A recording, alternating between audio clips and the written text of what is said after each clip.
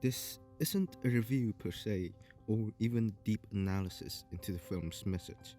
Rather, this is just some random thoughts I have concerning the movie, and how it made me see movies, and even stories themselves, differently. As I write this, I'm listening to the absolutely beautiful Japanese rendition of Country Roads. Its lyrics change perfectly to reflect the message and meaning of the film. A story of change and new experiences, of trying to find the extraordinary in the ordinary, of pure first love. It was a beautiful experience, but one that I didn't realize initially after finishing the movie.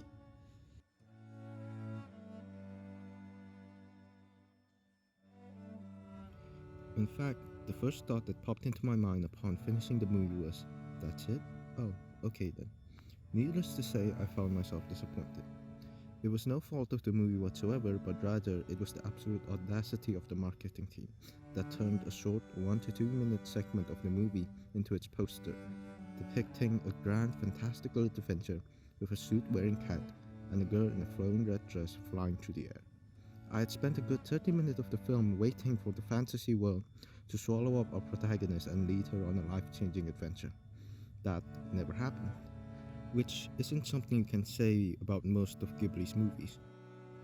So, while that initial expectation of getting a grand fantasy epic had been quashed like a bug, making me feel like I've gotten the wrong order at a restaurant, I still enjoyed what I got. I had ordered chicken and settled with fish. And although I still prefer chicken, that was one of the best fish I ever had. I'd put Whisper of the Heart in the same category as many artsy films I've watched. These include, most recently, Portrait of a Lady on Fire, Manchester by the Sea, and Call Me by Your Name. Although I can see how they were great movies by the way they were shot, the performances of the actor, and the story's writing, I couldn't help but feel that something was missing by the end of it. Something that everyone else that liked and finished the movie seemed to get, but I just didn't. Those movies, although they did linger in my mind, didn't have much of an impact on me as Whisper of the Heart did. As days and weeks passed by, I still find myself humming Country Roads, thinking of certain scenes from the movies, feeling how real they are. And that's when I realized what made Whisper of the Heart so great.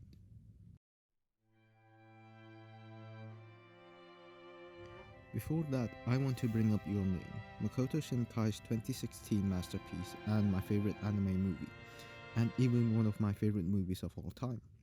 Watching that movie made me feel something I couldn't describe, only that it felt strong and held me with heartstrings. I felt carried through the end of an exciting ride, crying and cheering along with the characters, and I loved that feeling. But that wasn't what I got with Whisper of the Heart.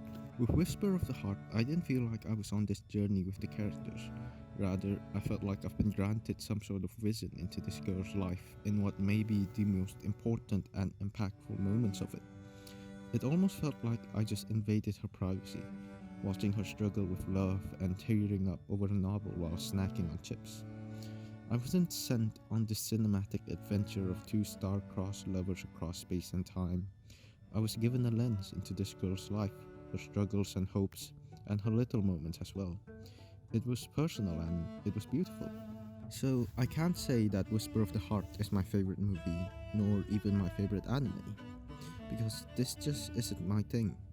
I prefer fantastical adventures any day to these windows into the life of the everyday movies, but I can still appreciate and love it.